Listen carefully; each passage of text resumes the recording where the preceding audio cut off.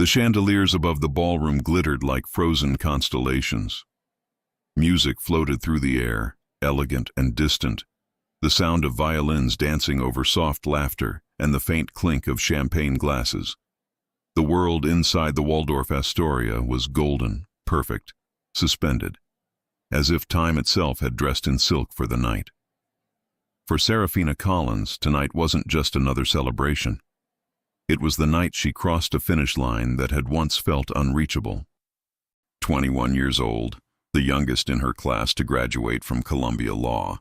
Every handshake, every congratulatory smile carried the weight of years spent studying under dim lamps and whispering promises to her late mother that she would make something of herself. But now that the moment had arrived, something inside her felt strangely hollow, like she was waiting for something that hadn't yet begun. She stood near the marble staircase, her navy silk dress catching the light with every small movement. Her father hovered proudly nearby, shaking hands with old colleagues, police officers, lawyers, men who had once run toward danger and now toasted survival. Ray Collins, retired detective, silver hair combed neatly back, suit pressed sharp. He had raised her alone, with quiet sacrifices and unspoken love. "You did it, kid," he said, his voice roughened by years of grit and whiskey. "Your mom would have been proud." Sarah smiled softly. "You always say that. Because it's always true." He touched her shoulder. "She'd tell you not to waste that brain of yours on fancy titles. She'd say, use it to fix the world." Sarah laughed gently.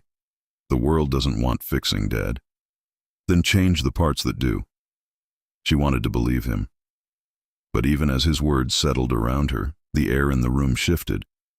Subtly, like the first breath before a storm. The orchestra slowed, the crowd's murmur softened, and for no reason she could explain, Sarah turned toward the entrance. That's when she saw him. He entered like the music itself had bent to his rhythm. Dante Marino, tall, composed, wearing a black tailored suit that fit like armor. His presence cut through the glittering crowd with quiet authority. He didn't demand attention. He commanded it by existing. Silver threaded through his dark hair, catching the chandelier's glow. His eyes, gray and unreadable, swept the room once before, locking onto her. It had been 5 years since she'd seen him, her father's oldest friend, the man who had visited rarely but always left a shadow behind. He had been the quiet hero in her father's stories, the one who owed nothing but gave everything. When she was 16, Dante had attended her mother's funeral, standing apart from the mourners in a black coat, silent, respectful. Back then, he'd seemed untouchable. Tonight he looked human, and far more dangerous for it. Her heartbeat faltered. "Ray Collins," Dante greeted when their eyes met. His voice was low, smooth, carrying a weight that silenced everything else. "It's been too long." Ray's face lit up. "Dante, you made it." He clasped the man's hand, laughter echoing. "You disappear for years, then show up looking like you own Manhattan." "Old habits," Dante said, smiling faintly. "I hear congratulations are in order." Ray turned proudly toward his daughter. "This is her night." Dante's gaze followed, and the smile faded. For the briefest moment, something unreadable passed across his features. A flicker of recognition, of realization. He extended a hand. "Serafina Collins. Last time I saw you, you were still sneaking into your dad's patrol car for fun." Her fingers met his, warmth against warmth. "And last time I saw you, you told me not to grow up too fast. Seems you didn't listen." She smiled, but her pulse trembled. "Some lessons take longer." Ray, oblivious to the current between them, chuckled. "You two catch up.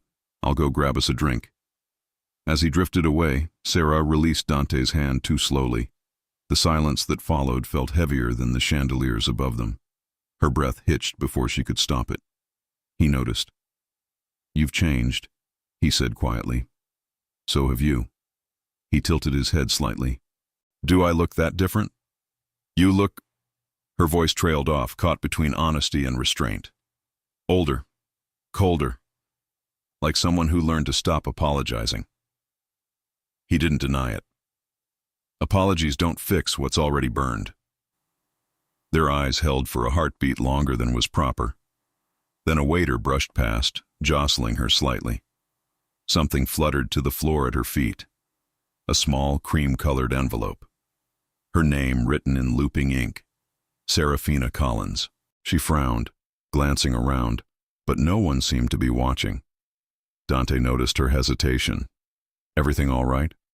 Probably just a card. She tucked it into her clutch. Someone must have dropped it. But the paper felt too heavy, too deliberate. Before she could open it, her father returned, 2 glasses of champagne in hand.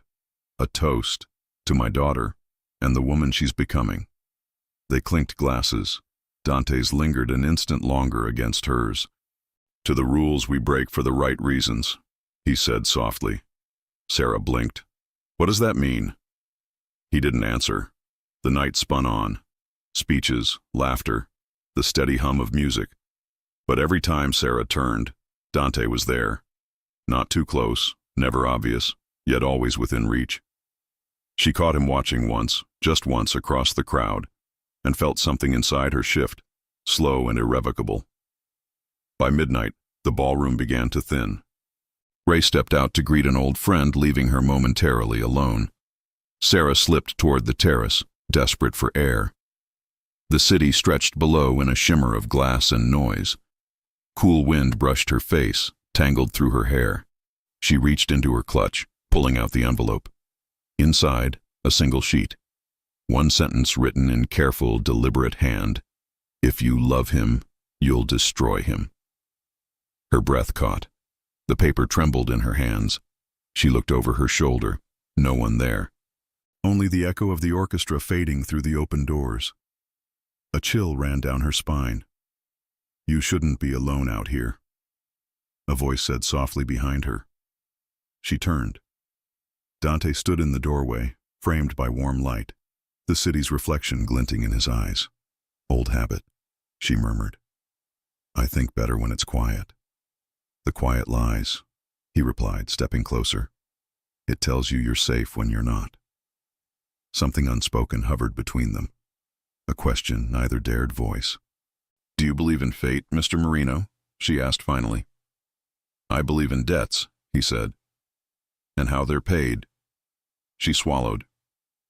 What if some debts shouldn't be? His gaze darkened. Then they'll find another way. For a heartbeat they stood in silence. The kind that said too much. The kind that rewrote rules. Then her father's voice cut through from inside. Sarah, ready to go? She blinked, hiding the letter behind her back. Coming, Dad. When she turned again, Dante was gone. Only the echo of his voice lingered in the night. She slipped the note into her purse, heart unsteady, breath uneven. Somewhere deep inside, she knew the truth she couldn't yet name. Tonight wasn't just an ending. It was the moment her heart broke its first rule, and fate began to count the cost. Morning light spilled through the kitchen window, painting golden streaks across the worn oak table. The house was quiet. The kind of quiet that comes after big nights and long thoughts. Sarah's gown from the gala still hung over a chair, silk catching soft glimmers of sunlight. The letter, that letter, lay folded beside a half-drunk cup of coffee, the inked warning echoing in her mind like a prayer she didn't understand. If you love him, you'll destroy him. She'd barely slept. Every time she closed her eyes, she saw Dante's face, the gray of his eyes, the weight of his voice, the silence between them that had felt like a promise and a curse all at once. A soft creak from the hallway broke her thoughts. Her father, Ray, entered the room in his robe, hair mussed, eyes still heavy with sleep. He stopped when he saw her. Morning, kid. You're up early. Didn't sleep, she admitted. Ray poured himself coffee, leaned against the counter. Big night. You've earned a day to rest. Maybe let the world spin without you for once. She smiled faintly. I don't think the world would notice. Maybe not, but I would. He sat opposite her, squinting at the envelope on the table. What's that? Just something from last night. She slid it into her book before he could ask more. A note. From someone I should know? He asked with that fatherly tone that wasn't a question at all. No one important. She lied quickly. Dad, but the sound of a car pulling into their driveway cut her off. Ray frowned. You expecting someone? She shook her head. No. The low hum of an engine. Then the distinct click of a car door. Ray set down his cup, all traces of drowsiness gone. Stay here. He opened the front door. Sarah followed anyway, standing just behind him, and froze. Dante Marino. He stood at the foot of the porch, sunlight catching the edges of his black coat, his expression unreadable, the last place she expected to see him. Her home, her father's sanctuary. Ray's voice hardened. You shouldn't be here. I wouldn't be if it wasn't important, Dante replied evenly. What could be so important you show up unannounced at my door? Ray's jaw tightened. You know what that looks like. I know exactly what it looks like, Dante said. His gaze flicked briefly toward Sarah, just a second, enough to make her heart lurch, before he turned back to Ray. It looks like I'm keeping a promise. Ray's eyes narrowed. What promise?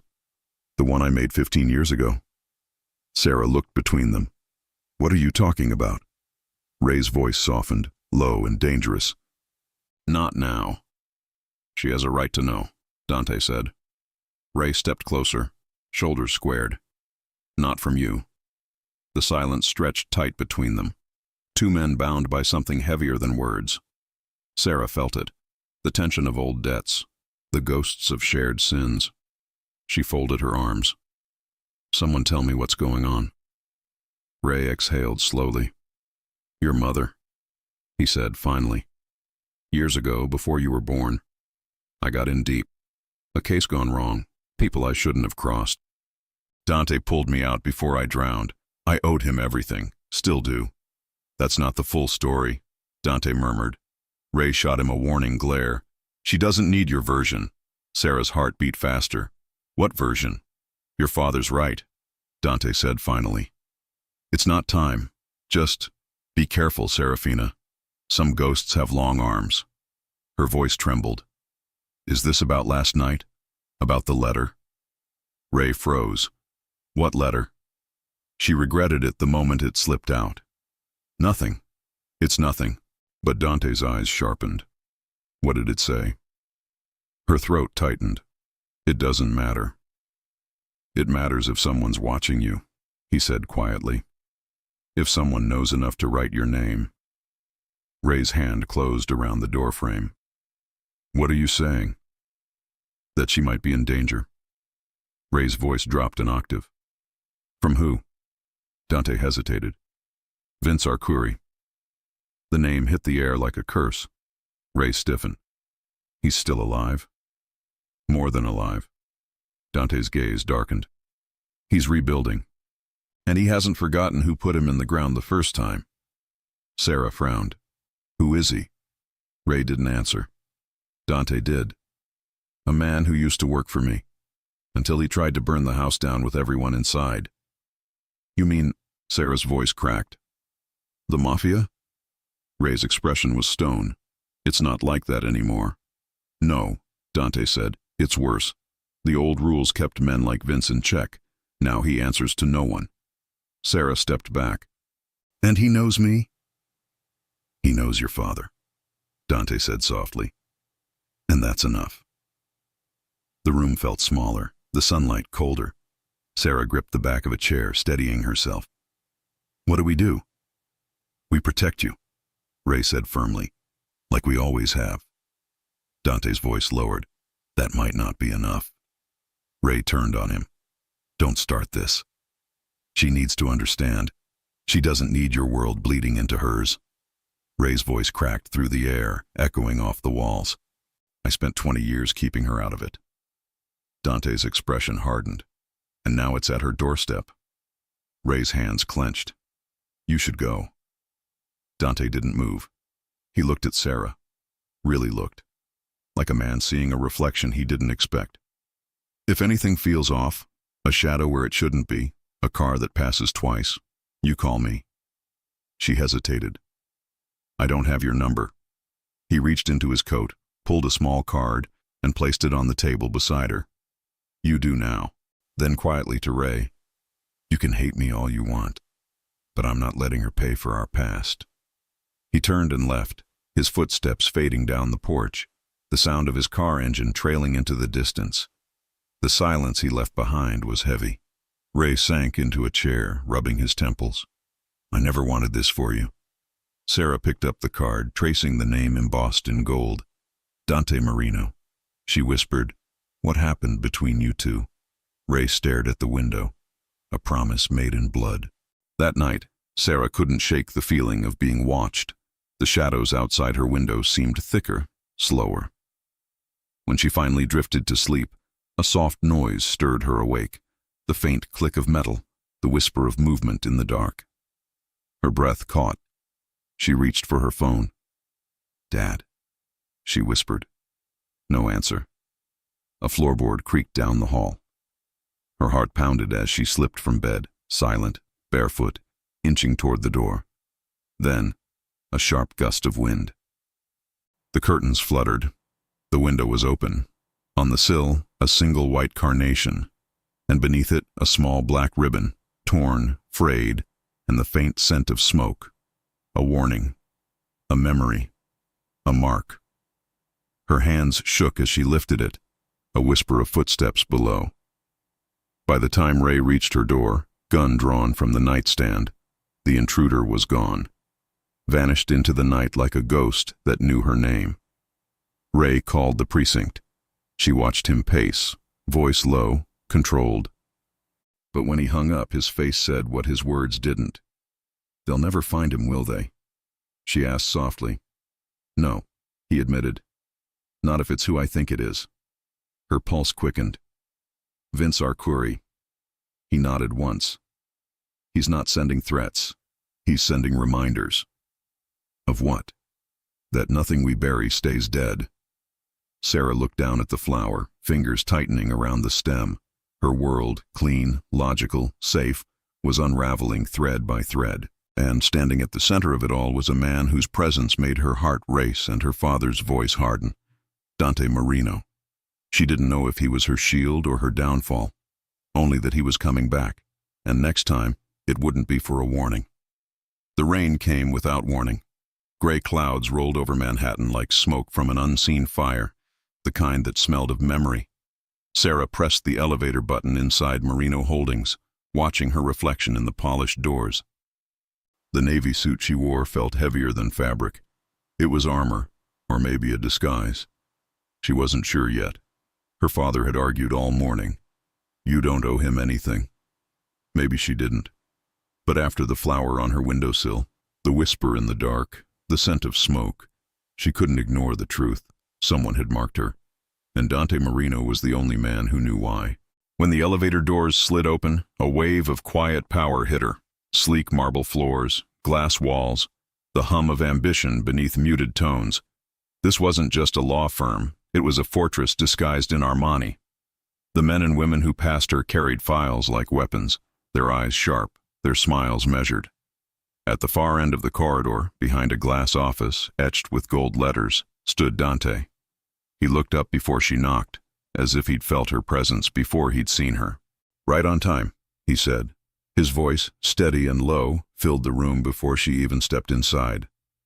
"I wasn't sure you meant it," she replied. "The offer." "I don't make offers I don't mean." He gestured toward a chair. "Sit." She obeyed, though her pulse beat fast. The office smelled of leather and rain, the scent of control. Files were arranged in precise stacks on his desk, and beside them a single white carnation, a reminder or a warning. He noticed her glance, left it there on purpose. "Why?" "To remind me what's at stake." Their eyes met. Neither looked away. He slid a folder toward her. "This is your first case. A vendor contract. Looks simple, isn't? I want you to read every line." Sarah opened it and froze. Arcuri Imports. The name glared back at her from the header. "You want me to—" "Yes." Dante leaned back. "I need someone I trust to find the cracks before he does." She looked up sharply. "You trust me?" His gaze didn't waver. "I don't have to trust you. I just know you don't lie." She frowned. "That's not the same." "It's better." A knock at the door broke the moment. A tall man entered, light brown hair, sharp eyes, a badge clipped to his belt. "Mr. Marino," he greeted, then turned to her. "Ms. Collins, I'm Rowan Hale, Assistant District Attorney." Her heart skipped. We've crossed paths," he said smoothly. "I wanted to welcome you personally." Dante's tone cooled. "Since when does the DA's office welcome associates?" Rowan smiled faintly. "When the associate has your ear and your trust." Sarah tried to steady her voice. "We spoke briefly after my graduation. He mentioned a panel on ethics," Rowan finished, eyes glinting. "Seems ironic now."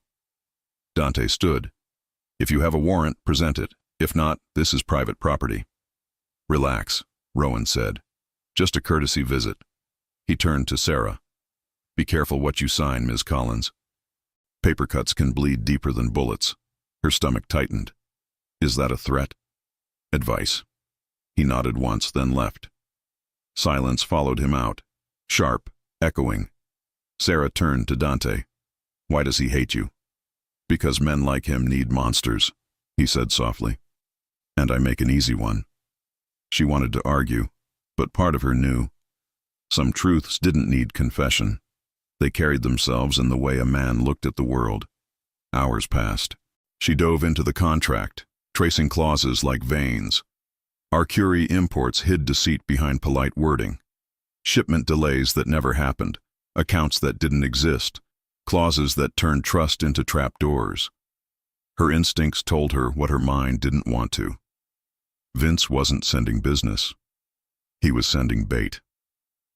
As the office emptied around sunset, Dante stepped out from his corner desk. The city below glimmered through the rain, 1,000 lights trembling on glass. He watched her pack her files. "You see it, don't you?" he asked quietly. "The inconsistencies," she said. "Half the numbers don't match. The addresses don't exist. Because they were never meant to." He paused. "He wants me to sign it, publicly, to show I can be fooled. That I've gone soft." Sarah frowned. "And you want me to expose it?" "I want you to prove I haven't." She closed the folder carefully. "You could have hired anyone." "I didn't want anyone," he said simply. "I wanted you." Her breath caught, too fast, too deep. "Why?" "Because you're your father's daughter," he said, "and because you don't scare easy." She looked at him, really looked, at the lines near his eyes, the quiet exhaustion, the iron beneath the calm. "You should." He almost smiled. "Maybe I do." When she left his office, the building was nearly empty. The hum of fluorescent lights buzzed softly as she crossed the lobby, clutching her briefcase close. Rain blurred the city beyond the glass doors, streaking silver over the night. She reached the underground garage, the echo of her heels sharp against concrete.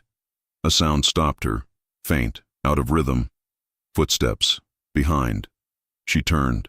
Nothing. Her fingers tightened around her keys. "You're imagining it," she told herself. Long day. Too much tension. But then, another sound. Closer, a breath. Not hers. Her phone buzzed in her hand. Unknown number. Run. She spun just as a figure stepped from behind a column. Tall, coat dark, face shadowed. The glint of metal in his hand caught the dim light. A gun. Her heart slammed against her ribs. He raised it, silent, steady. A deafening crack split the air. Sarah dove behind a car, glass shattering as the bullet struck the pillar where she'd been standing seconds before. Panic surged, raw, electric. She crawled low, pulse roaring in her ears. Another shot. Sparks erupted as metal screamed. Then, a new sound. Tires screeching. Headlights flared white-hot at the ramp. A black Maserati cut through the shadows like a blade. The car fishtailed, slammed to a halt. The door burst open. Dante.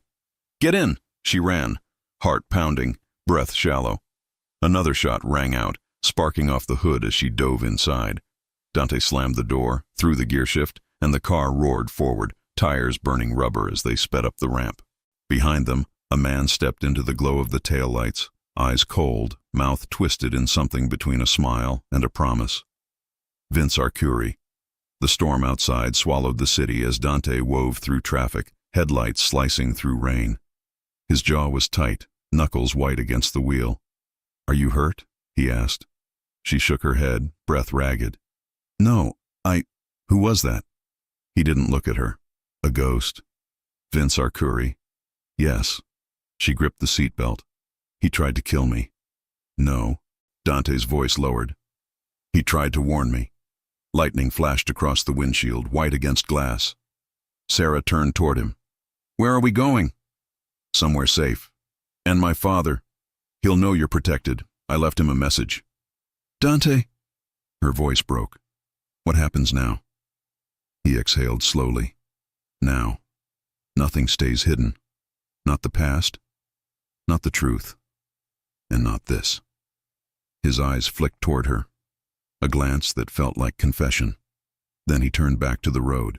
The city lights blurred into streaks of gold as they crossed the bridge, rain thrumming like a drumbeat against the roof. For the first time, Sarah realized how close she'd come, and how close they now were. Some debts were written in ink, others in blood, and tonight someone had come to collect. The rain followed them like a secret.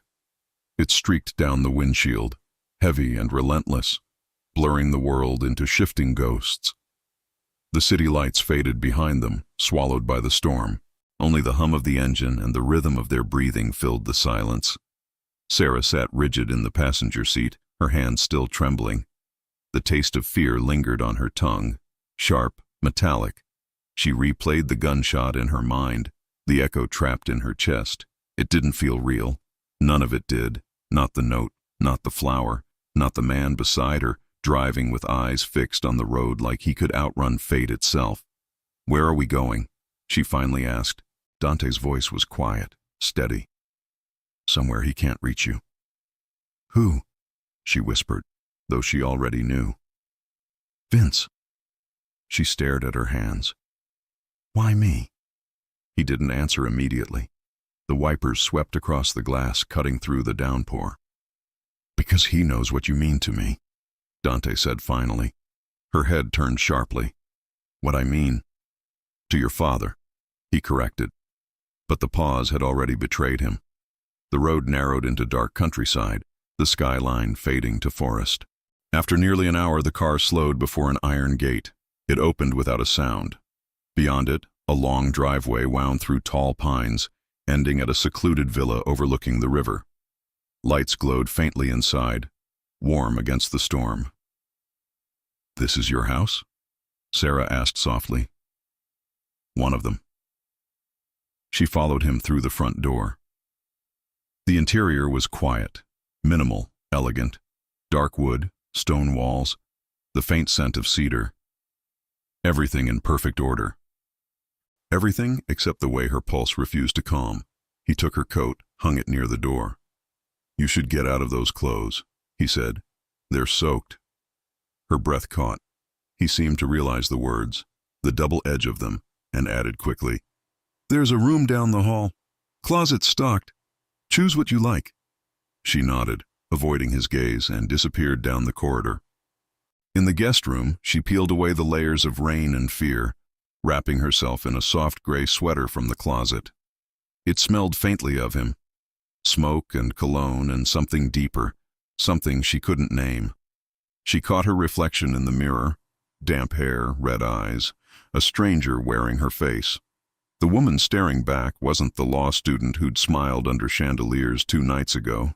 She was someone else now, someone who knew the weight of danger and the warmth of the man who carried it.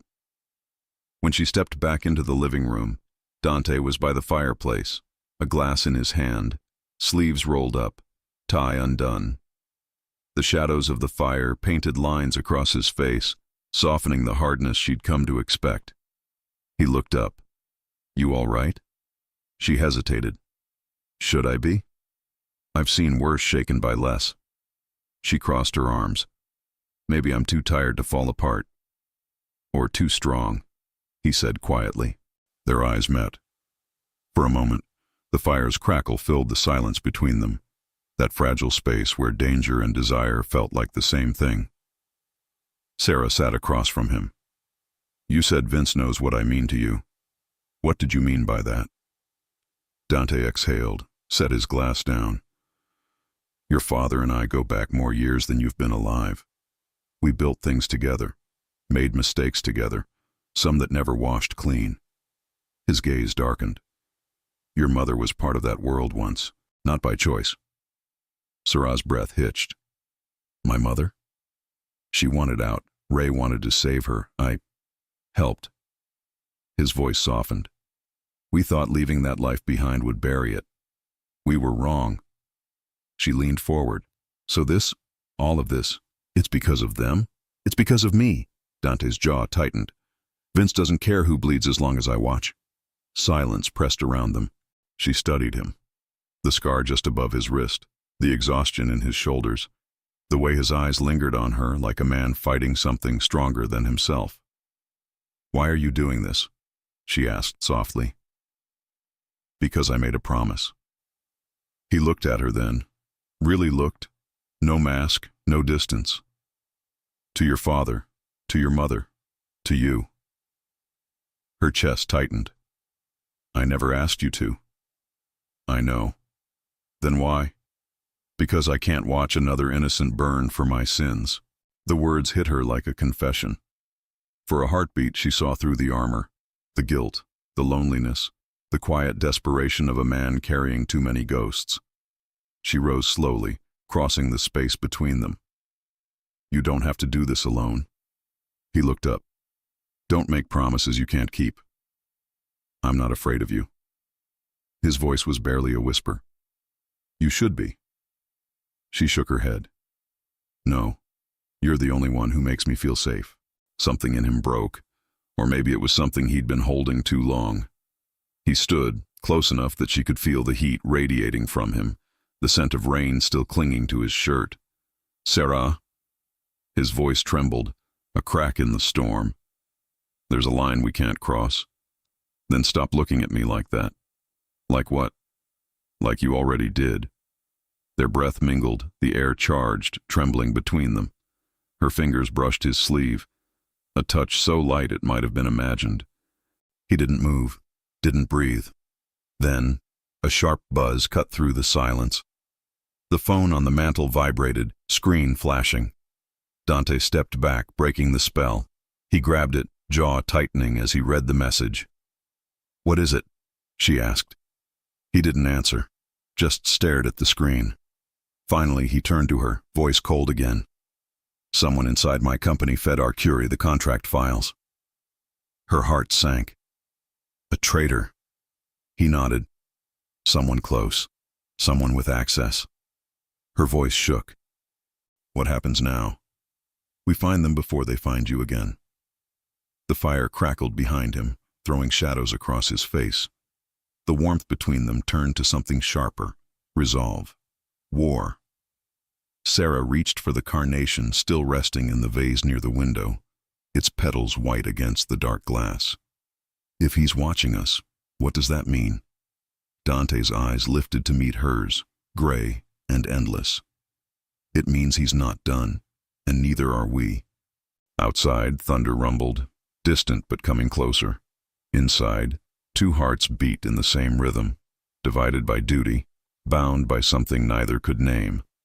And for the first time, Sarah realized, the line they feared crossing had already blurred, not in touch, not in word, but in the silence where truth lived, and love began to grow.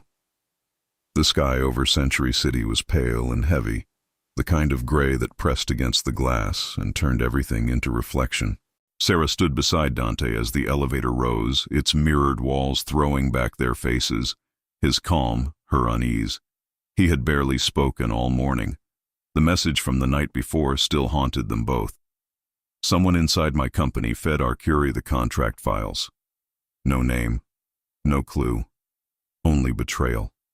When the doors slid open to the top floor, a wave of tension met them. Staff whispered in tight clusters. Phones rang unanswered. Eyes darted away the moment Dante's gaze swept across the room. Something was wrong. He felt it in his bones, the shift in air before a storm. Stay close, he murmured, his hand brushing Sarah's lower back. The gesture was instinct, not strategy, but it grounded her all the same. Inside his office, papers lay scattered across the table. A laptop was open, frozen on an email thread. Who accessed the files? Dante demanded. Leo, his security chief, shifted nervously. Someone with level 3 clearance. Could be anyone from accounting to legal. Dante's jaw flexed. Start with legal. Sarah watched him, the way his mind moved like a chess master under fire. No panic, no hesitation, just precision. Yet beneath that, she saw the cost. Every decision he made was another scar on his conscience. As Leo left, Dante poured himself a glass of water he didn't drink. He's bleeding me from the inside, he muttered. Vince wants me guessing, doubting. He knows that's how empires fall. Sarah stepped closer. Then don't let him win. He looked at her. Really looked, as if seeing light where there should have been smoke. You talk like you've never lost anything, he said softly. I have, she whispered. That's why I'm still here. Their eyes held, a fragile connection amid the chaos. Then, suddenly, the world shattered. An explosion ripped through the floor below. The windows rattled. Alarms screamed. A wave of smoke billowed up the stairwell. Down! Dante grabbed Sarah, pulling her behind the desk as debris rained from the ceiling. Another blast shook the building, closer this time. The lights flickered, then died. Through the haze, distant shouts echoed, security scrambling, people crying, the metallic click of weapons where none should be. Vince! Dante hissed. He's here. Sarah's pulse roared in her ears. What do we do? He reached under the desk, pulling out a steel case. From it, a handgun, a phone, a small key. We move. Now. They slipped into the service corridor, the air thick with smoke. Emergency lights flickered red against the walls, painting them in warning. Every sound felt amplified. Footsteps, doors, the creak of metal. Halfway down the hall, they froze. 2 men in black moved ahead, armed, deliberate. Dante pressed Sarah against the wall, shielding her with his body. Stay behind me, he breathed. Her heart hammered against his chest. You can't take them alone. I don't need to. I just need to get you out. He leaned, whispered in her ear. When I move, run. Before she could argue, he stepped out, gun raised, firing once, twice. The corridor exploded in shouts. 1 man fell, the other turned, returning fire. Dante ducked behind a column, dragging Sarah into the stairwell. The clang of metal boots followed them down flight after flight. Smoke filled the air, choking, blinding. Sarah stumbled, coughing. Dante's arm circled her waist, steadying her. Almost there, he urged. They burst into the parking garage. Chaos everywhere. Sprinklers hissed overhead, water mixing with smoke. He spotted the black SUV, its headlights still off. In, he ordered. As soon as the doors slammed, he started the engine, tires screaming against the concrete as they tore out of the building. In the mirror, figures emerged from the shadows. Too late, too slow. Sarah clutched the handle, her breathing ragged. You could have died. He glanced at her, eyes wild but focused. So could you. I didn't ask you to. You think I'm doing this because you asked. His voice was rough, raw. I'd burn the city before I let them touch you. The words hit her like gunfire, sharp, honest, final. There was no space left between them for denial. As the city lights blurred past, Sarah saw his hands tremble on the wheel, the first crack in his armor. Without thinking, she reached across and covered one with hers. He didn't pull away. They drove in silence, hearts sinking with the hum of the engine, until the highway melted into the hills. Dante took a sharp turn, climbing toward a private airstrip hidden behind steel gates. Where are we going? She asked. Somewhere safe. Real safe. The hangar loomed ahead, empty except for a sleek jet gleaming under the floodlights. He parked beside it, killed the engine, and exhaled. The silence afterward was deafening. Sarah turned to him. How long can we run like this? He looked at her, eyes dark with exhaustion and something deeper. Until I stop them. And then? Then I stop myself, he said quietly, almost to himself. She unbuckled her seatbelt, turned fully toward him. You keep acting like you're some kind of monster. But I've seen monsters, Dante. They don't protect. They don't bleed. He leaned back, studying her. You don't know everything I've done. Then tell me. He hesitated. Your father and I, we weren't always on the right side. We built an empire on silence, and silence demands payment. Is that why Vince hates you? Because I ended what we started. Because I chose to change. She reached out, fingers brushing his jaw. And because you chose to protect me. His eyes closed at the touch, a soft surrender he hadn't allowed himself in years. You shouldn't care for me, Sarah. Not with what's coming. I don't know how not to. That broke something. He cupped her face, thumb tracing the line of her cheek. Their breaths mingled, slow and heavy, the air thick with everything they hadn't said. When his lips found hers, it wasn't fury or desperation. It was release. A promise whispered in the smoke. The world outside blurred, her hands fisted in his shirt, pulling him closer. His kiss deepened, slow and reverent, tasting of ash and truth. The space between danger and desire vanished, replaced by something raw, alive. When they finally pulled apart, foreheads touching, the silence between them was sacred. No lies, no titles, just two souls stripped bare.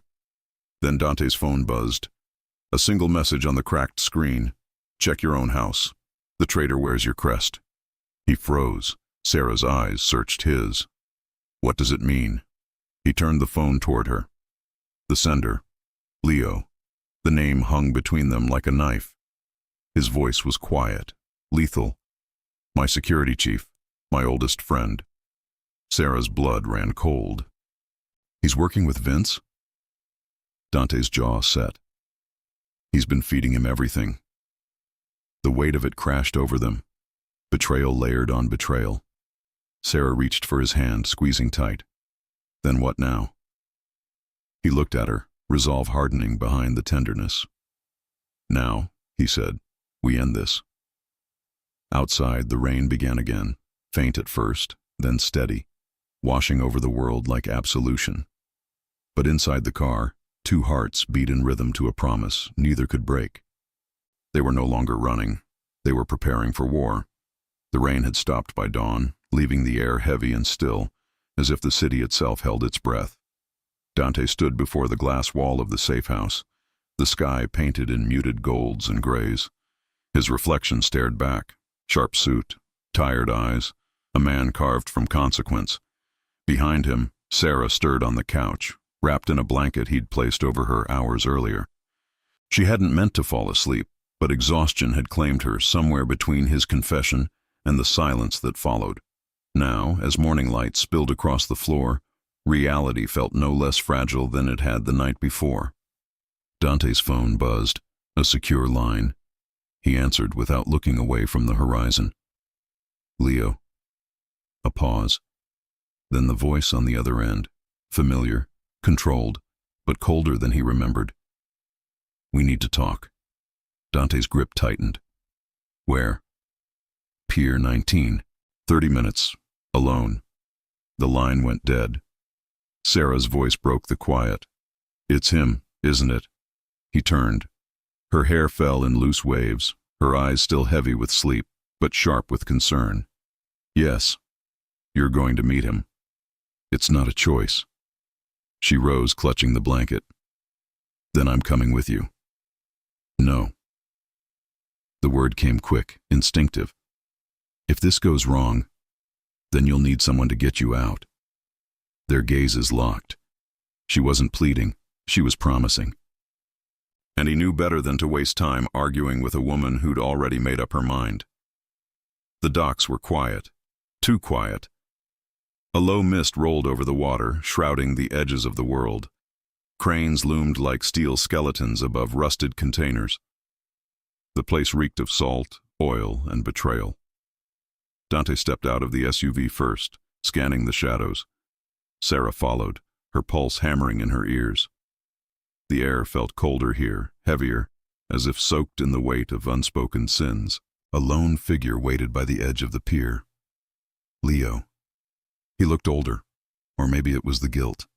His dark coat hung loose, his hair streaked with gray. The man who once laughed beside Dante through blood and fire now looked like a ghost wearing his skin. "You came," Leo said quietly. "You called," Dante replied. For a long moment they just stood there, two men bound by loyalty, broken by it. Then Dante's voice hardened. "Why?" Leo exhaled. "Because he has her." Dante's jaw clenched. "Who?" "Your witness, the accountant from Chicago, the one who flipped." His eyes darted toward Sarah, guilt flickering. "He's going after everyone who can clear your name." "And you helped him." Leo's silence was answer enough. Sarah stepped forward. "Why betray him? He trusted you." Leo's eyes softened. "Because trust doesn't pay debts, sweetheart. Vince owns my son's life. You don't walk away from that." Dante's voice dropped to a low growl. "There were other ways. Not for me. Not after what we did." The words hung heavy, tangled with ghosts. Sarah felt the shift, something unsaid between them, buried deep. "What you did," she pressed. "What are you talking about?" Neither man spoke. Sarah turned to Dante. "Tell me." He hesitated. "This isn't—" "Tell me." Her voice cracked, not from anger but from the ache of being left outside the truth. Leo's gaze met hers, remorse cutting through the fog. "Your father wasn't the man you think he was." Sarah froze. "What?" Dante's hand lifted, a warning. "Leo." "No more lies," Leo said. "She deserves it." Sarah's heartbeat roared in her ears. "What do you mean?" Leo took a step closer. "Your father, Ray, he worked with us, with Dante, with Vince. Back then, they ran the city. Money, shipments, politics. And your father, he kept the books." Sarah shook her head. "No, he was a lawyer.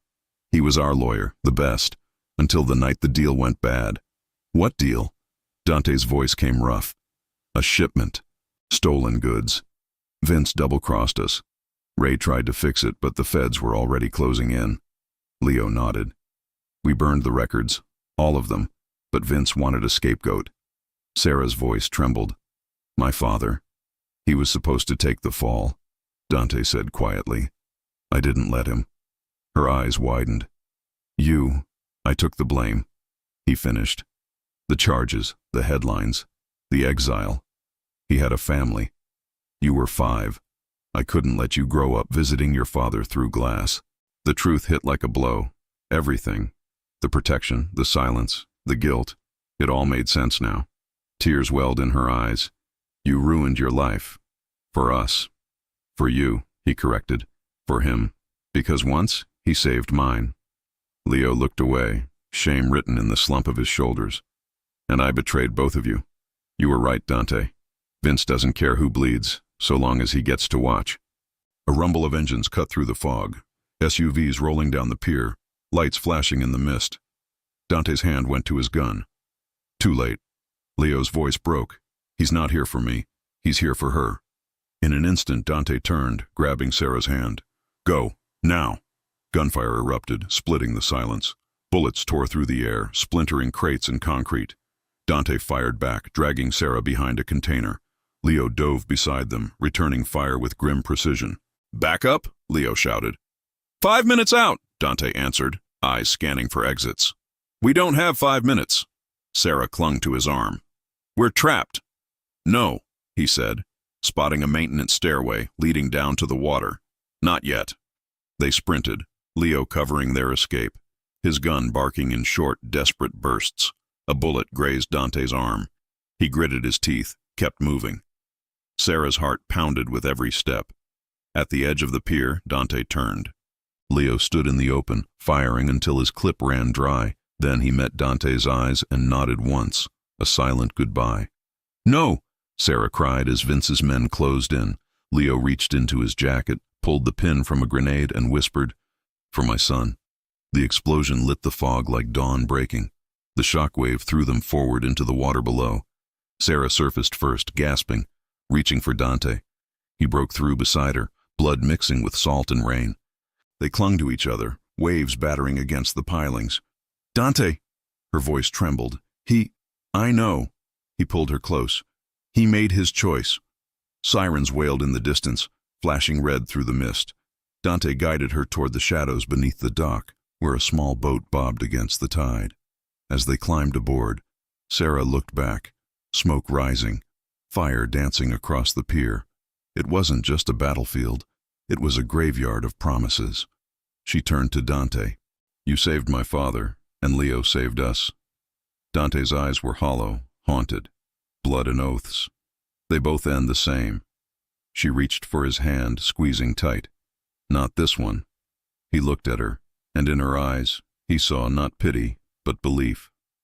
For the first time in years, something in him began to heal. The engine sputtered to life. They drifted into the fog, leaving the flames behind. But as the city disappeared into smoke, Dante knew the war wasn't over. Vince had lost a soldier, not the battle. And now, he would strike where it hurt most. He looked at Sarah, drenched, trembling, defiant, and the weight of his vow settled heavy on his chest. "He'll come for you next," he whispered. "Then we'll be ready," she answered. Their fingers intertwined. Two souls bound by blood, redemption, and the kind of love born only from fire. The wind tore across the empty highway, cold and relentless, carrying with it the scent of smoke and iron. The city skyline shimmered in the distance, fractured by storm clouds. Inside the safe house, the silence was uneasy, like the hush before a verdict. Sarah stood by the window, wrapped in one of Dante's shirts. The sleeves swallowed her hands.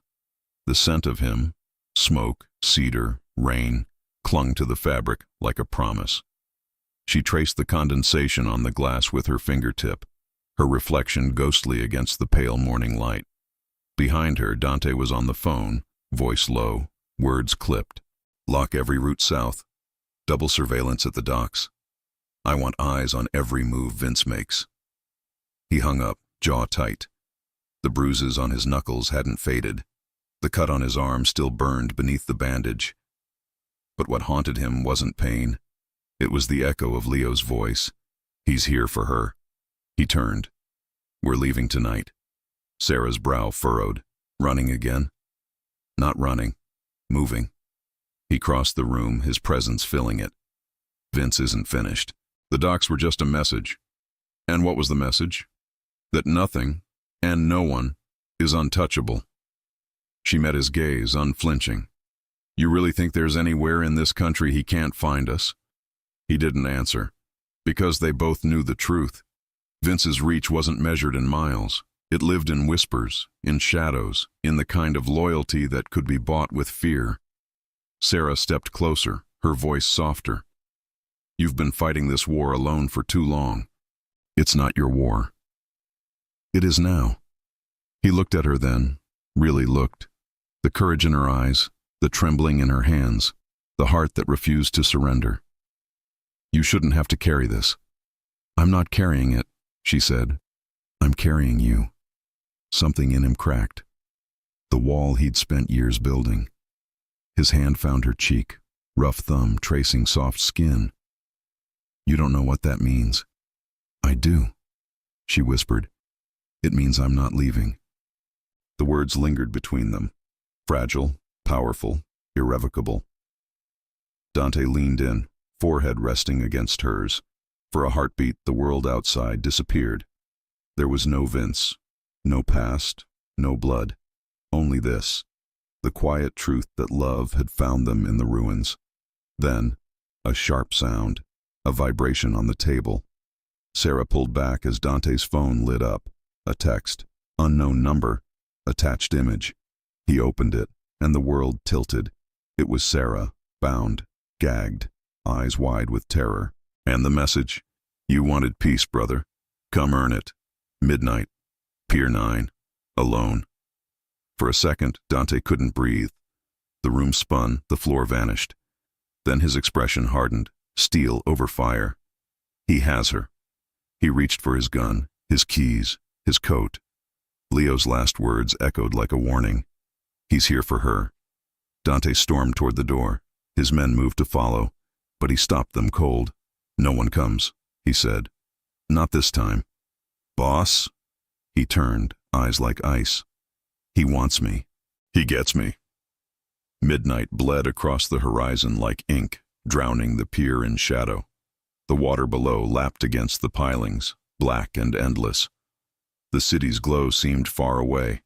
Another world, another life. Dante stepped out of the car, the crunch of gravel beneath his boots, the only sound. He wore no armor, no mask.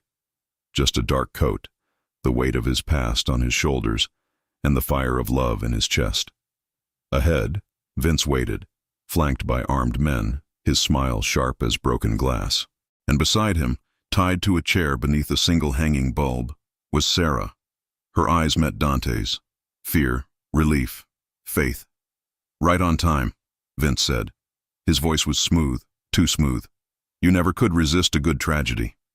Dante took a step forward. "Let her go." "Funny," Vince mused. "That's exactly what your father said the night I burned his warehouse." Dante's jaw clenched. "You want me? I'm here.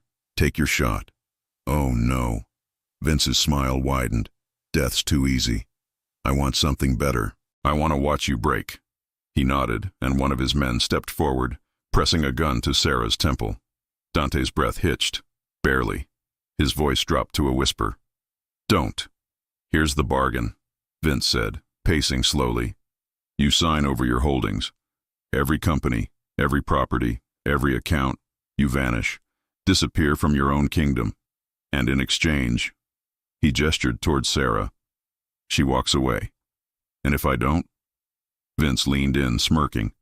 "Then she doesn't walk away at all." The silence that followed was unbearable, the kind that stretched until it screamed. Sarah shook her head violently. "Don't do it." Her voice was muffled by the gag, but he understood. He looked at her, and in her eyes he saw everything he'd ever fought for. Not power, not redemption, love, pure, defiant, undeserved. And his. Dante turned back to Vince. "You want my empire?" His tone was steady, calm, the voice of a man who'd already made peace with the fire. "It's yours." Vince laughed, triumphant. "Just like that?" "Just like that." He pulled a folder from his coat. Documents already prepared, notarized, signed. Vince's brows lifted in surprise. "You were expecting me." "I was expecting this." Dante's voice was low, dangerous. "Men like us, we only have one way to end things." Vince took the folder, scanning it quickly. "Looks legitimate." He snapped his fingers. "Release her." The gun lifted from Sarah's head. She gasped as one of the guards cut her bonds. But before she could move, Dante spoke again, voice like thunder before a storm. "You forgot to check the last page." Vince frowned, flipping it open, and froze. Inside, a single line of text.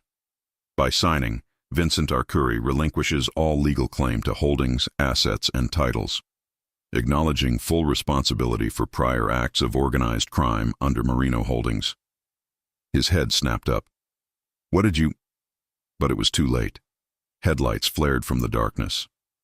Black SUVs screeched onto the pier, engines roaring, doors flying open. Federal agents poured out, guns raised, badges gleaming. "FBI, drop your weapons!" Chaos exploded. Vince's men scattered, gunfire cutting through the night. Dante lunged forward, grabbing Sarah, pulling her behind a stack of crates as bullets ricocheted off steel. She clung to him, trembling. "You planned this?" He nodded once. "The only way to end a devil's bargain is to make him sign his own damnation." Vince shouted orders, firing wildly before agents tackled him to the ground.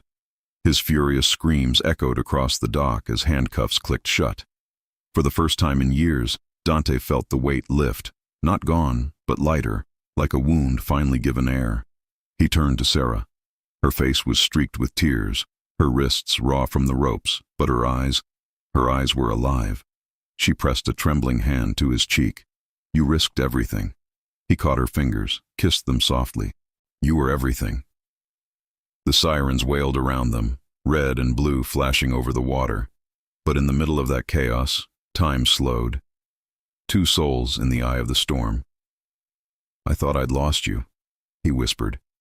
You can't lose what was never leaving. He pulled her close, his lips finding hers, not out of victory, but out of surrender. The kiss was deep, trembling, real. And for the first time, they weren't running, they weren't hiding, they were free. Yet even as dawn bled across the horizon, painting the water gold, Dante knew one truth lingered. Freedom came at a cost. Vince was gone, but the empire was broken, and somewhere in the ashes, new enemies were already waiting. He held Sarah tighter. Whatever comes next. She finished for him, her voice steady. We face it together. The house stood silent, a monument of glass and stone overlooking the Pacific. Once it had been alive, filled with music, laughter, the hum of late-night strategy calls. Now it felt hollow, stripped bare by time and consequence. Dante stepped across the threshold, his boots echoing on the marble. Dust floated in the air like ghosts. Every corner of the mansion whispered memories, deals made, battles won, sins buried. Sarah followed, her hand slipping into his. "It's beautiful," she said softly. "It used to be." He looked around the space, the sweeping staircase, the paintings still hanging crooked from the night agents raided his home. The empire he'd built through blood and brilliance was gone. The headlines called him the fallen king of Century City.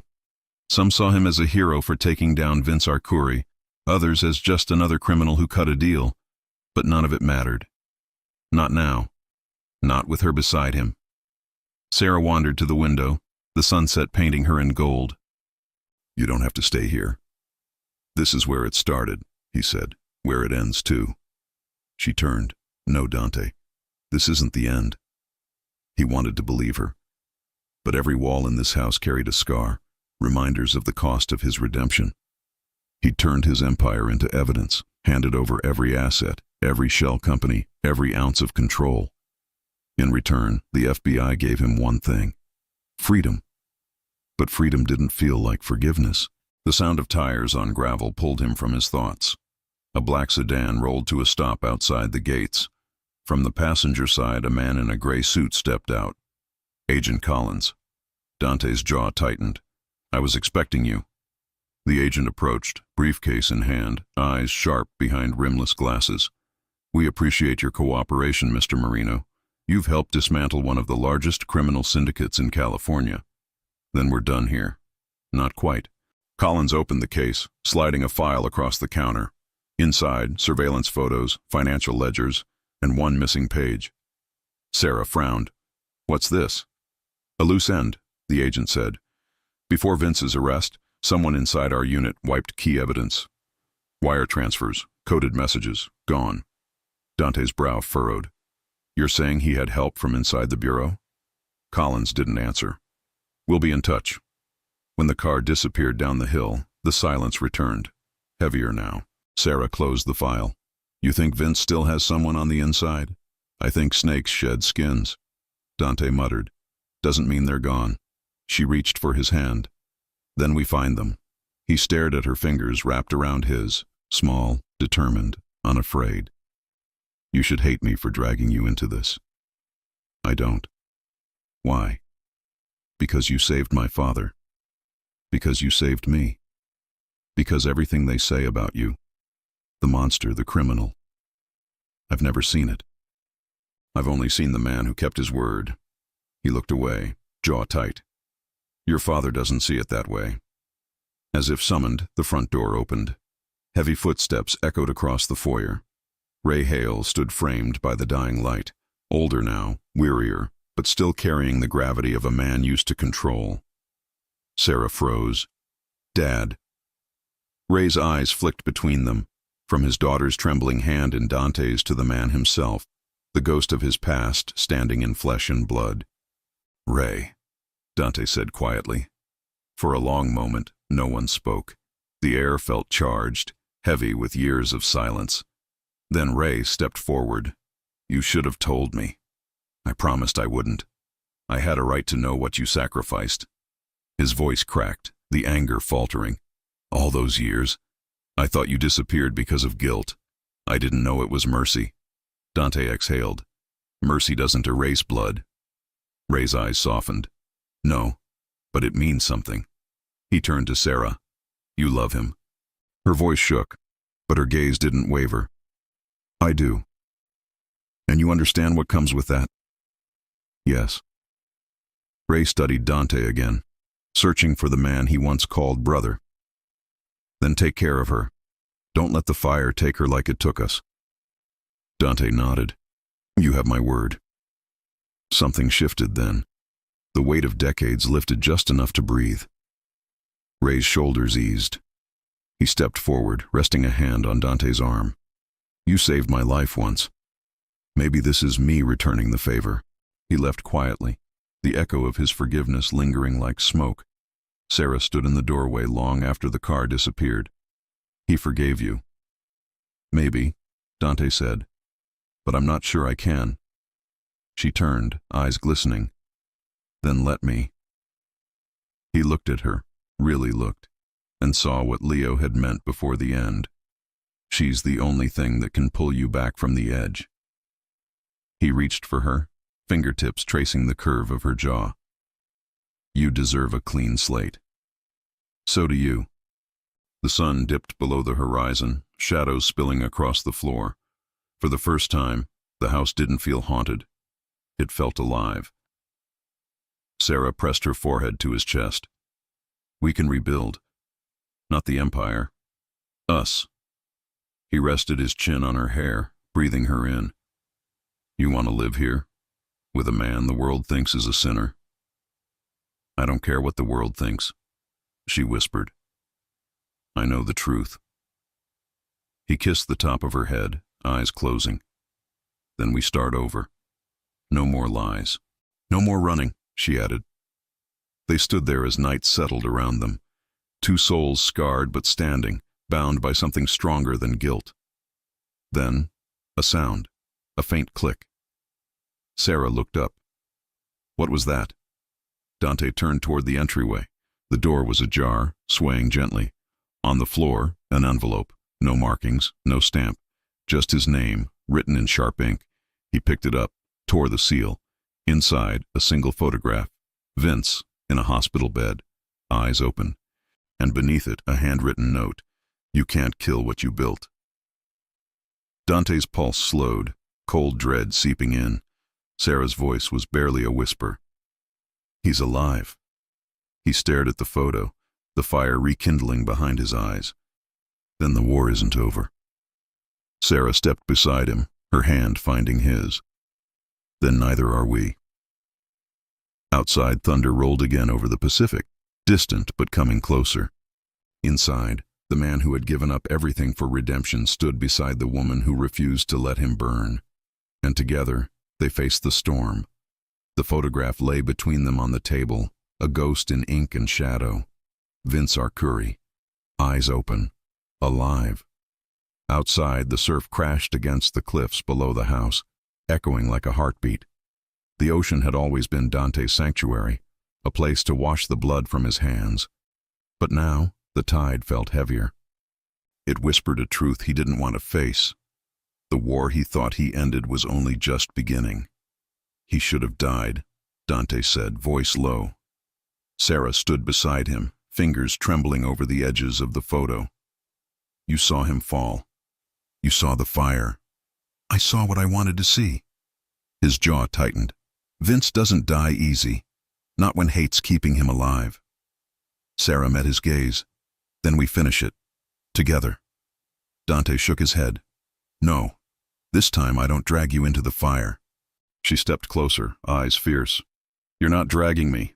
I'm walking in. The air between them crackled, not from anger, but fear disguised as love. He wanted to lock her away, far from the chaos he'd spent a lifetime surviving. But he'd learned the hard way. Cages built from love still felt like prisons. Before he could answer, headlights swept across the window. The sound of tires on gravel followed. Dante's hand moved to the gun on the table. Stay here. He stepped out onto the porch as two black SUVs came to a stop. 4 agents emerged, suits crisp, eyes sharp, and behind them, Agent Collins. Marino. His tone carried that mix of respect and suspicion only lawmen could perfect. "We need a word." Dante motioned them inside. Sarah stood in the doorway, watching every movement. Collins laid a file on the table. "Vince Arcuri escaped custody 3 nights ago." Sarah's eyes widened. "How?" "That's what we're here to ask." Collins flipped open the folder. Photos spilled out. A prison infirmary in flames, bodies covered in sheets, a single-cell door blown open. Dante frowned. "Inside job." Collins nodded. "We traced the access codes to one of our own. Agent Silas Ward. He's been missing since the breakout." Sarah whispered, "So he's helping Vince." "More than helping," Collins said. "Ward wiped case files, redirected surveillance, erased logs of your meeting at Pier 9. As far as official records show, Vince Arcuri was never captured." Silence filled the room, thick as smoke. Dante stared at the evidence. Every instinct in him, the same instincts that built an empire, screamed one truth. This wasn't just revenge. It was war. Collins closed the file. "We'll put you under federal protection until Ward is found." "No." The agent blinked. "No. I'm done hiding."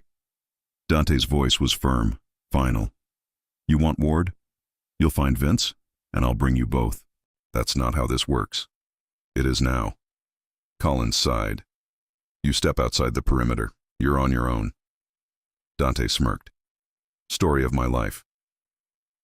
The agents left. The sound of the SUV engines faded down the road, leaving only the ocean and the weight of what came next. Sarah crossed her arms. "You're going after him." He didn't deny it. "Before he gets to you. I'm not your weakness." "No," he said softly, stepping closer.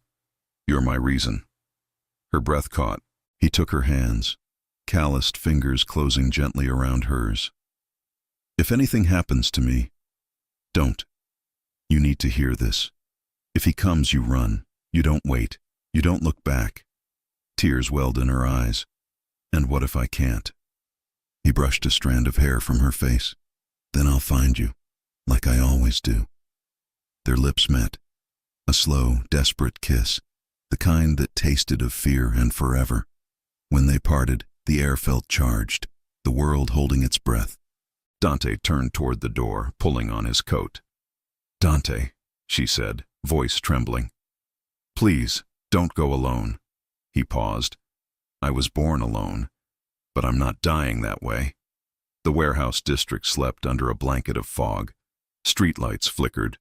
The air smelled of rust and gasoline.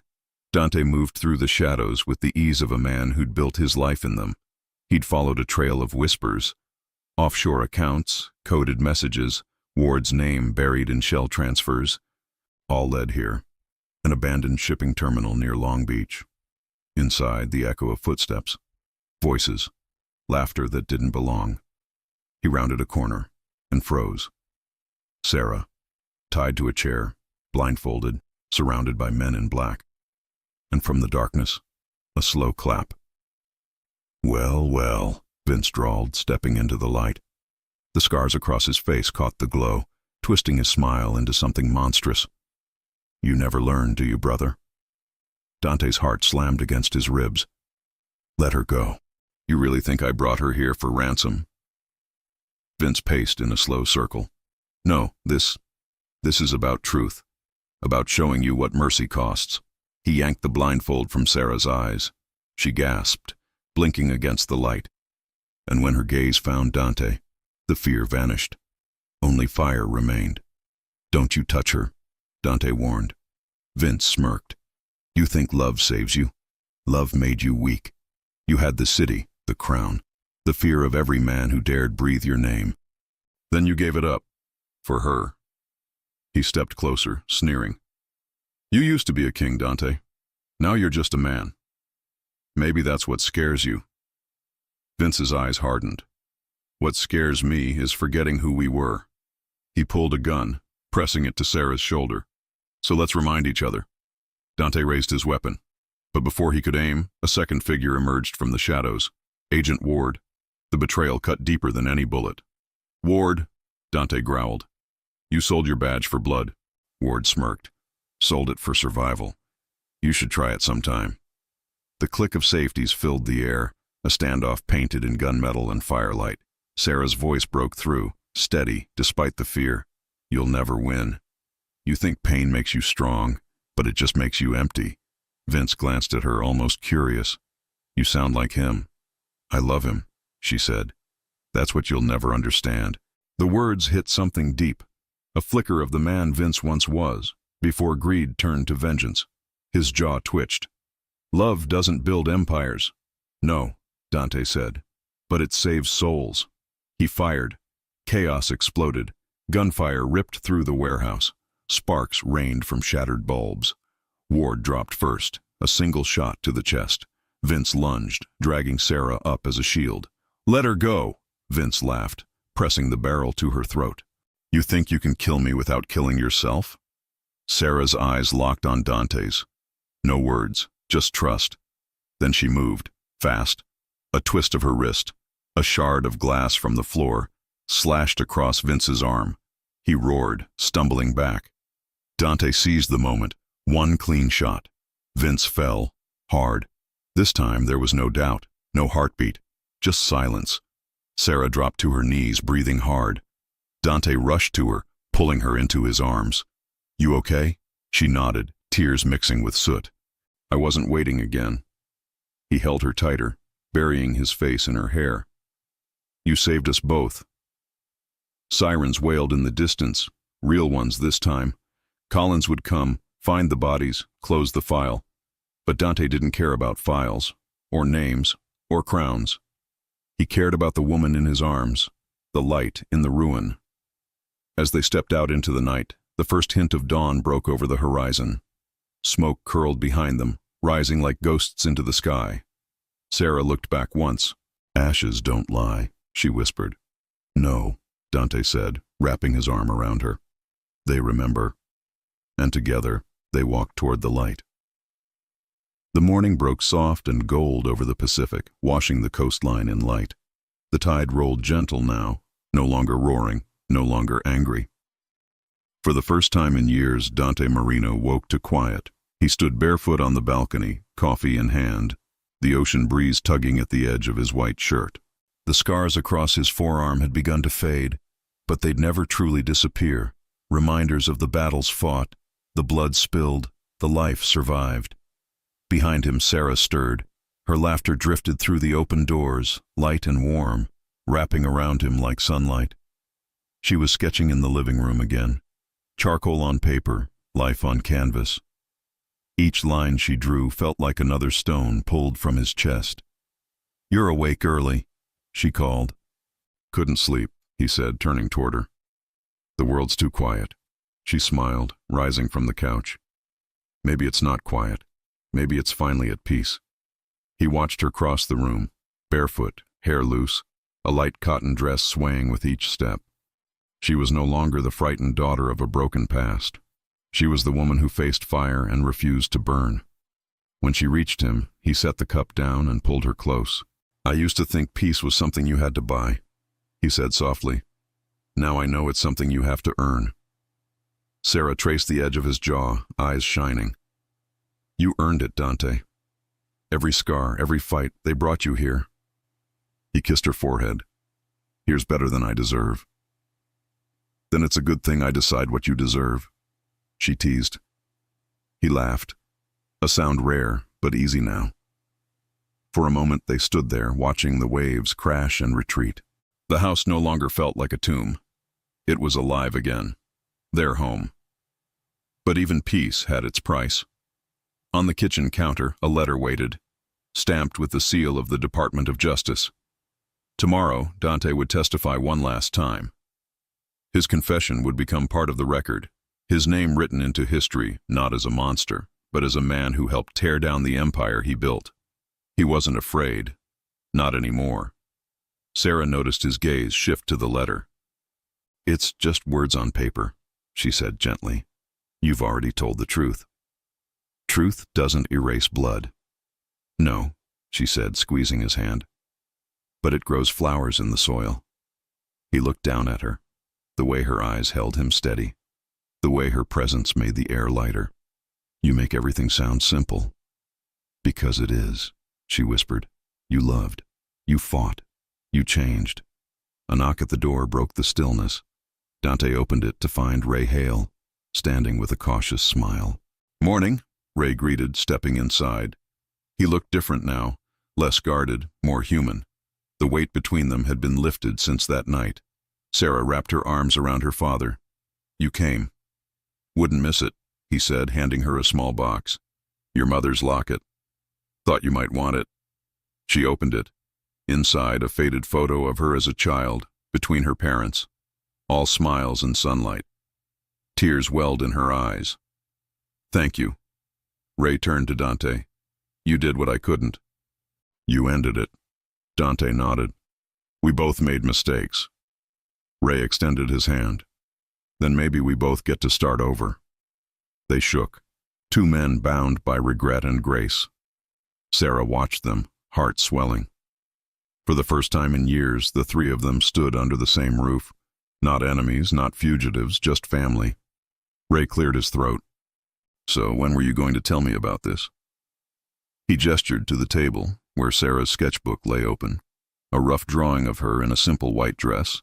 Dante beside her under an arch of flowers. Sarah blushed. "It was supposed to be a surprise." Dante smirked. "Guess the secret's out." Ray chuckled. "If you're waiting for my blessing, you already have it." Sarah blinked, emotion catching in her throat. "Really?" Ray's gaze softened. "You're not the little girl I used to protect. You're the woman who saved him." He turned to Dante. "And maybe you saved her too." Dante's eyes met Sarah's. "We saved each other." That evening, as the sun melted into the horizon, they stood barefoot on the sand. The ocean stretched endless, the sky painted in pink and gold. There were no guests, no cameras, no priests, just two hearts and the sound of the sea. Sarah wore a dress she'd sewn herself, light, simple, the color of dawn. Dante wore a linen shirt, sleeves rolled, a single white rose tucked into his pocket. Ray stood a few feet away, silent witness, pride glimmering in his eyes. Sarah took Dante's hands. "We've walked through fire," she whispered. "We've lost, we've bled, we've broken. But somehow, we found love in the ashes." He smiled, small, honest. "You're my compass, Sarah. My reason, my home." She blinked away tears. "So promise me, no more ghosts, no more running, just us. Here, now." "I promise," he said, voice steady. "No more shadows, no more war." She reached up, touching the scar near his jaw. "Do you know what I see when I look at you?" "What?" "The man who turned his past into protection, who made peace his empire." He swallowed hard. "And I see the girl who taught me how to breathe again." They leaned in, a kiss not of desperation, but of certainty. Soft, sure, infinite. The tide washed around their feet, cool and gentle, as if blessing the vow. Ray clapped once, smiling. "About time." Sarah laughed, resting her head on Dante's chest. "Guess that's official enough." He wrapped his arms around her. More than enough. The sky dimmed into twilight, stars flickering to life above them. The ocean whispered promises only they could hear. For the first time, Dante didn't feel the weight of fire, only warmth. Sarah tilted her head up, eyes shining. "You ever think about tomorrow?" "Every day." "And?" He smiled. "Tomorrow's ours." She kissed him again. A seal, a vow, a forever. As the waves curled at their feet, the man who'd once been a king knelt in gratitude, not power. The girl who'd once lived in fear stood beside him, unbroken. Together, they faced the horizon, not as fugitives, not as ghosts, but as lovers reborn. And somewhere beyond the surf, the past finally sank beneath the tide. A year later, the world had changed, or maybe it was just them. The old headlines had faded, replaced by newer scandals, fresher faces. The name Dante Marino no longer carried the weight of fear. To some, he remained a shadow. To others, a story of redemption whispered over morning coffee. But to Sarah, he was simply home. The bell above the door chimed softly as a breeze swept through Hale and Hearth Cafe, tucked between a flower shop and a bookstore in downtown Santa Monica. The scent of roasted beans and sea salt mingled in the air. Walls painted in warm cream and soft gray were adorned with Sarah's sketches, each telling a story of light breaking through shadow. Behind the counter, Sarah laughed with a young barista, showing her how to swirl foam into a heart. The girl listened intently, wide-eyed, the way people often were around Sarah, drawn not just by beauty, but by the calm strength beneath it. "Not too fast," Sarah said gently. "Let it breathe." "Like love?" the girl teased. Sarah smiled. "Exactly." The door opened again. Dante stepped inside, sleeves rolled, hair tousled from the wind. He carried a small box under one arm, supplies from the art gallery that now featured Sarah's work. The city saw her as the girl who turned ashes into art. He saw her as the reason he'd survived the fire. "You're late," she said, grinning. "Blame the traffic," he replied, leaning across the counter to kiss her. The barista blushed and turned away, pretending not to watch. Sarah raised a brow. "You were on foot." "Exactly." He set the box down. "You know, there was a time I thought I'd never walk a city street without looking over my shoulder." She reached for his hand. "Now you just look for me." He squeezed gently. "Always." The bell chimed again. Ray Hale entered carrying a small bouquet of daisies. "For my favorite daughter." Sarah laughed. "I'm your only daughter." "Still counts." He placed the flowers in a vase near the register. "You've got a full house today." It was true. Locals filled the tables, artists, students, families. The place buzzed with quiet joy. A man read a newspaper by the window. A mother shared a pastry with her child. A guitarist strummed softly in the corner. This was the empire Dante had built now, not of steel or money, but of peace. Ray leaned on the counter. "You ever think you'd end up here, kid?" Dante glanced around, a slow smile forming. "Not in a million years." Ray chuckled. "Guess miracles happen." They shared a look, understanding, mutual respect, the kind born not from blood, but forgiveness. A voice called from the doorway. "You two lovebirds got room for one more?" Leo's son, Michael, stood there, taller now, wearing his father's old leather jacket. Dante crossed the room, clasped his shoulder. "You staying out of trouble?" Michael grinned. "Trying." "Good. Trouble's overrated." They sat together, stories flowing with laughter and warmth. The ghosts of the past were still there, but quieter now, like echoes fading with the tide. Later, when the crowd thinned and the sun began to set, Sarah closed the register and joined Dante outside. The sky burned with color, oranges and pinks melting into twilight. She slipped her hand into his. "You ever miss it?" He looked at her. The chaos. The power. He shook his head. "Power doesn't keep you warm at night. This does." He nodded toward the cafe, the laughter drifting through the door. "You do." Sarah rested her head on his shoulder. "You know, a year ago we were standing in ashes." He smiled. "Now look at us." The wind carried the scent of coffee and salt, the sound of waves crashing against the pier. Somewhere down the street, a busker played a love song. Sarah lifted her gaze to the horizon. "What do you think tomorrow will bring?" He turned to her, eyes soft, sure. "Whatever it is, we'll face it together." She smiled. Together. Their fingers intertwined, steady and strong. Around them, the city glowed, alive, forgiving. As the lights flickered on and the last trace of sunset faded, Dante pulled her close. No more secrets, no more shadows, just two hearts, finally free. And as the evening settled over Santa Monica, the man who once ruled an empire of fear walked hand in hand with the woman who taught him love, into a tomorrow they built with their own hands. "Tomorrow's ours," she whispered. He smiled. "Always." If you enjoy stories like this, take a moment to subscribe to the channel. That's how I'll know you truly liked it. Even if you're watching on your TV, grab a second to join this family of fans who love emotional and heartfelt stories. Your support means everything, and it helps us bring you even more tales like this one.